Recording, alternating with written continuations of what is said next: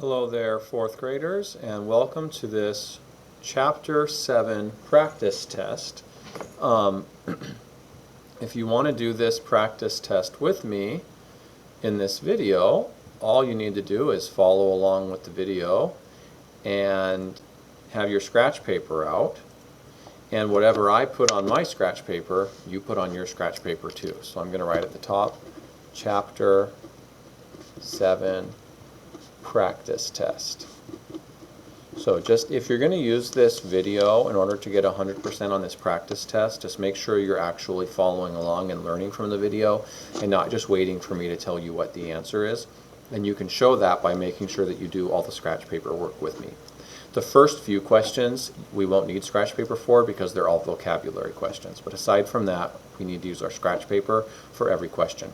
The first one says a number sentence that contains an equal sign showing that two expressions are equal is it output, sequence, equation, or unknown?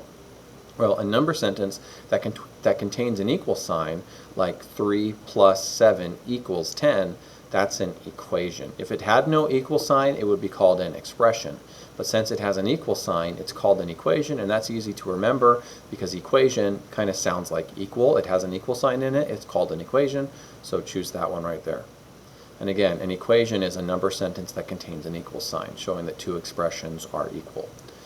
A quantity that is changed by a function to produce an output is an input, output, unknown, or operation.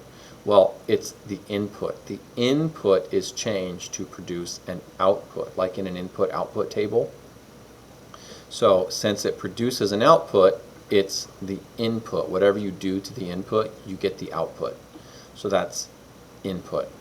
A sequence showing a relationship among terms that are not numbers, so not numbers, but it's a sequence showing a relationship, so it's a list of things that follows a certain order or follows a certain rule. That's called a non-numeric pattern. The word non basically means no or not, so it's not numeric. So it's a pattern that doesn't involve numbers. That's what a non-numeric pattern is.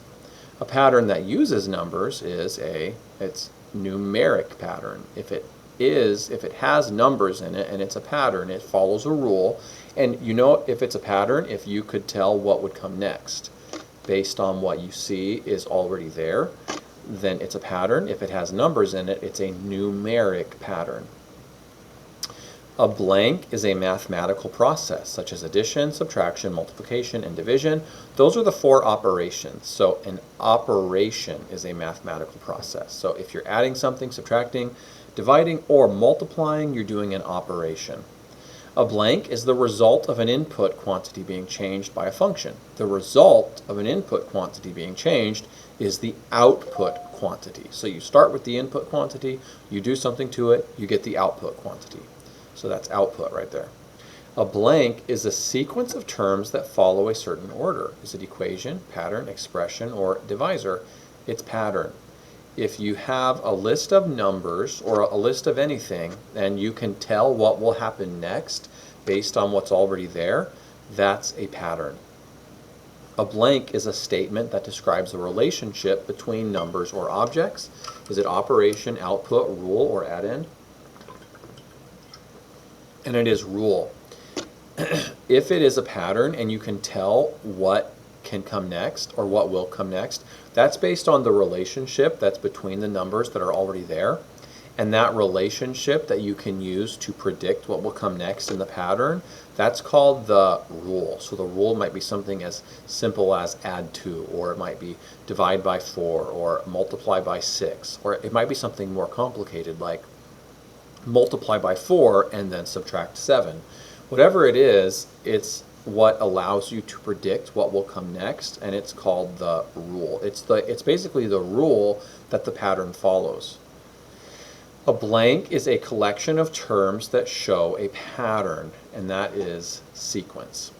A list of numbers in a pattern is a sequence of numbers. A blank is an amount that is not known, and that's unknown. It's an unknown because it's not known. And here's where we get into the actual questions that will require scratch paper. So it says identify the pattern. The first thing we should do is write the pattern down. 4, 20, 100, 500. Okay, so what we need to do is find the rule for this pattern, find out what the relationship is between these numbers that can let us predict what is going to come next. And there's an unknown number there.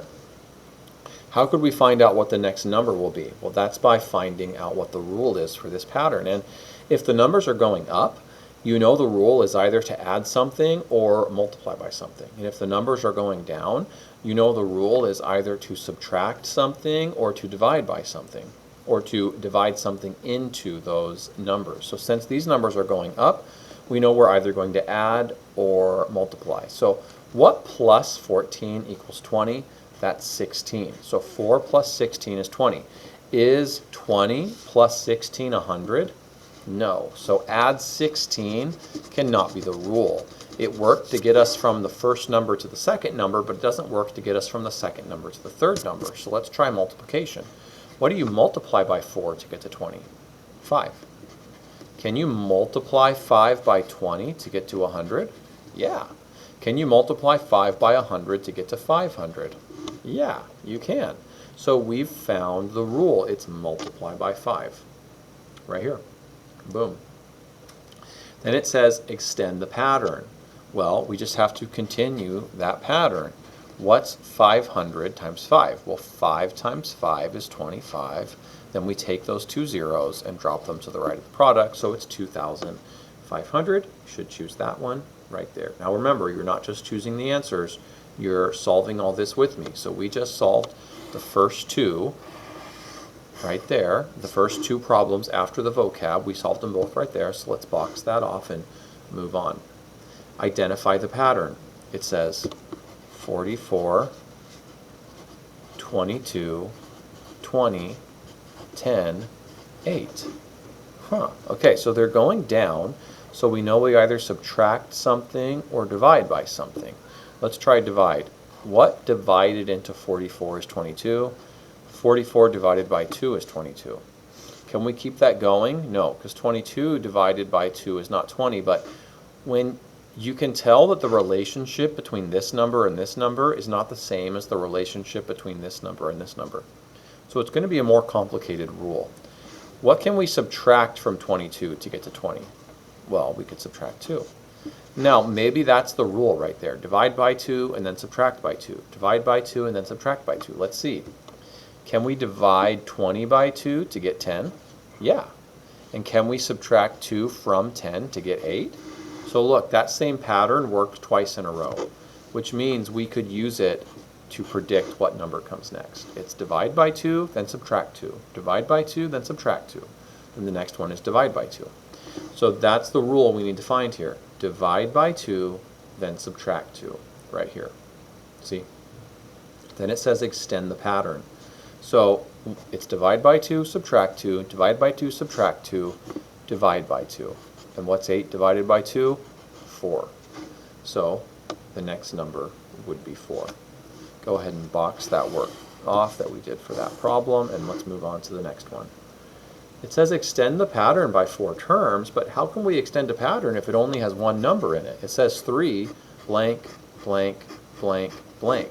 Well, the way we can extend this pattern is because it tells us what the rule is. The rule is add 6. So all we have to do is add 6 to 3, that's 9. Then we add 6 to 9, that's 15.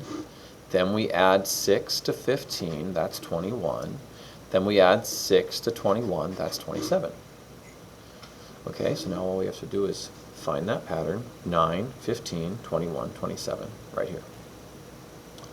Extend the pattern by 4 terms. Let's box off that work. Move on to the next one. It says 4 blank, blank, blank, blank. It says the rule is multiply by 2. Okay, 4 times 2 is 8. 8 times 2 is 16. 16 times 2 is 32. And 32 times 2 is 64. Okay, easy enough. It's this one right here. 8, 16, 32, 64. box that work off, move on to the next one. Choose the equation that describes the pattern shown in the table. Okay, I would recreate this table on my scratch paper. Input, output. The input numbers are J, the output numbers are K.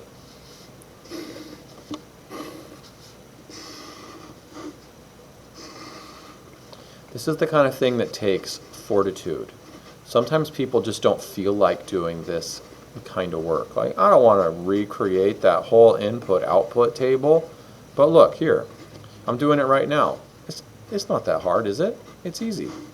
It just takes a little bit of fortitude. You can do it. Okay, we're trying to find what this number is and what this number is, and before that, we're trying to find out what is the equation, or what is the rule that matches the table. So what we get to think here is, how do we get from this number to this number? Well, I don't think anything divided by 25 would equal 21, but something subtracted from 25 would equal 21, and that would be 25 minus 4. So it looks like it would be J minus 4 equals K. Let's see if that continues to work. Is 35 minus 4 31? Yeah. Is 45 minus 4 41? Yeah. So it looks like the rule is, or the equation that matches this input-output table is J minus 4 equals K. Right here, J minus 4 equals K. Then it says, refer to the input-output table from the last question. Choose the number that would be the last two output numbers in the input-output table. So, sorry if you couldn't see that the whole time. So 55 minus 4 is 51. Is that the right number? Was it supposed to be 35? No, it is supposed to be 55. Oh, the numbers are going up. Okay. And then 65 minus 4 is 61. So the last two numbers are 51 and 61 right here. Then it says solve the expression using the order of operations. Let's box off the work we did for that question. It says 7 plus 3 times 6. Remember, the steps in the order of operations. Let me just pull this down a little bit. Remember, the steps in the order of operations are, we do all the parentheses, then we do all the exponents, then we multiply and divide from left to right, and then we add and subtract from left to right. 1, 2, 3, 4 steps. And you can remember those steps with, please excuse my dear Aunt Sally, or PEMDAS. Please excuse my dear Aunt Sally. Parentheses, exponents, multiply and divide from left to right, add and subtract from left to right.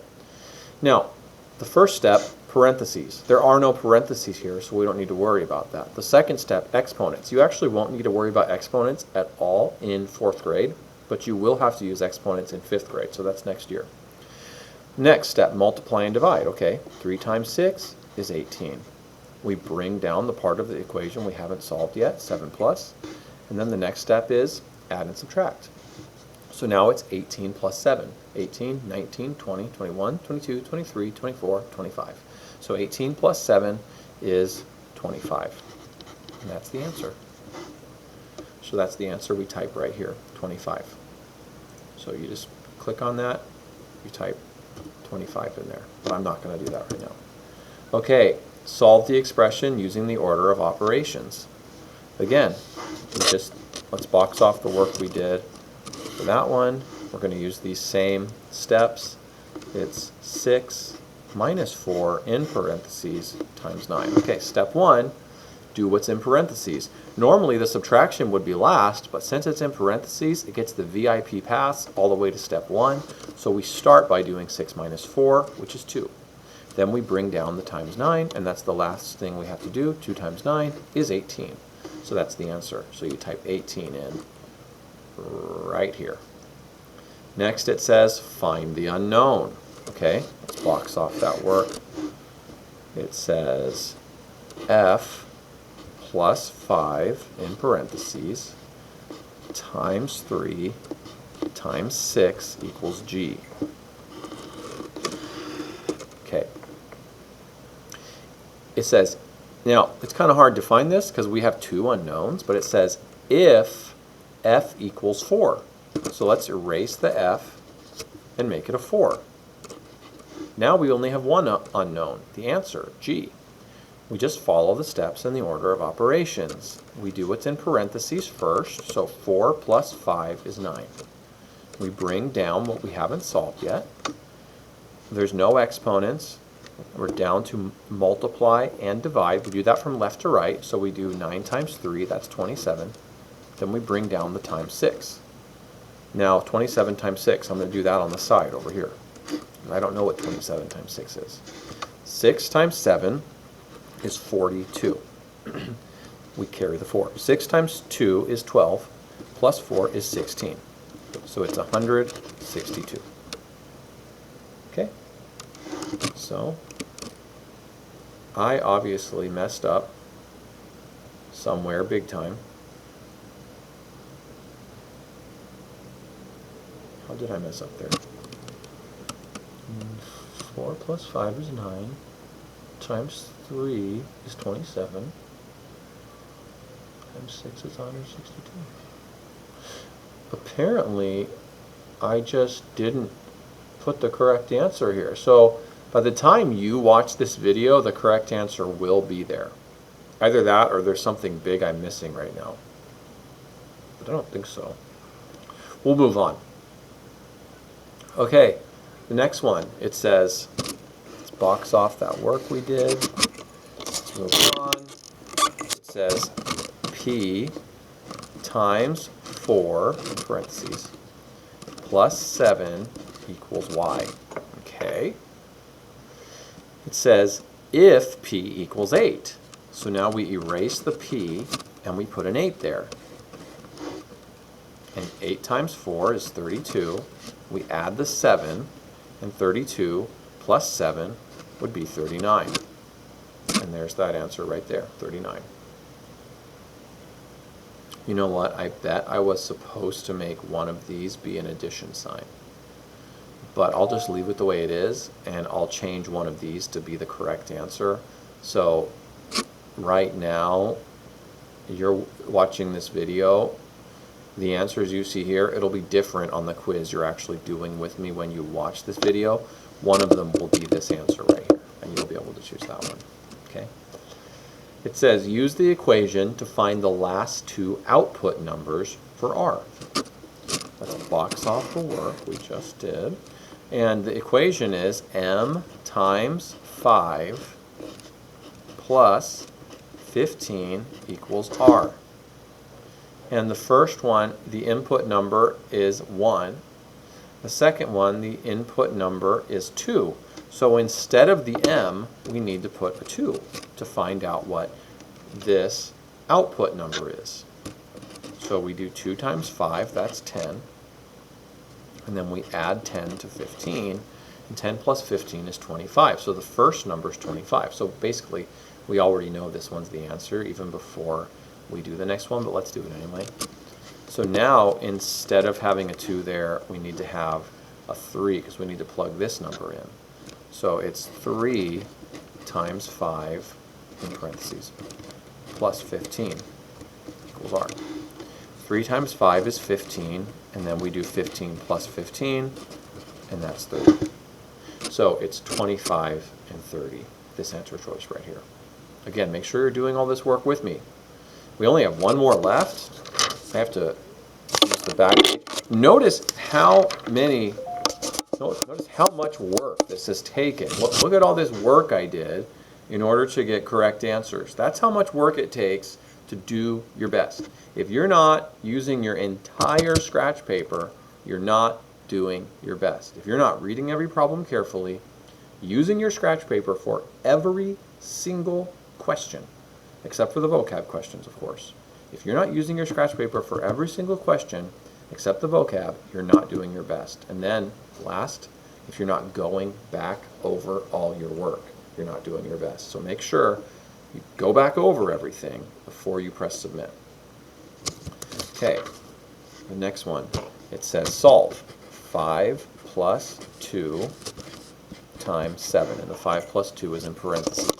Now remember, we use the order of operations. PEMDAS, please excuse my dear Aunt Sally. Parentheses, exponents, multiply and divide, add and subtract. So we start with parentheses. Even though 5 plus 2 is the last step, addition and subtraction is the last step in the order of operations, since it's in parentheses, it gets the VIP pass all the way to step 1. And 5 plus 2 is 7. Now we do 7 times 7, and we get 49. So that's the answer, 49.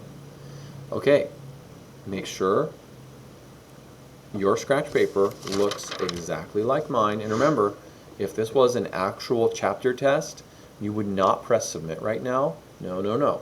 You would check everything. You would go back to the first question and recheck it, recheck all the work you did on your scratch paper, make sure it's all correct before you press submit. One good rule of thumb is when you finish the test, when you finish the last question, consider that to be you're halfway finished, because now you have to go back over everything. Okay, go ahead and press submit on this test, and you should get 100% because you did it all with me, and I'm pretty sure I got all of the answers correct. And I will catch you next time. This is Mr. Dauber signing off.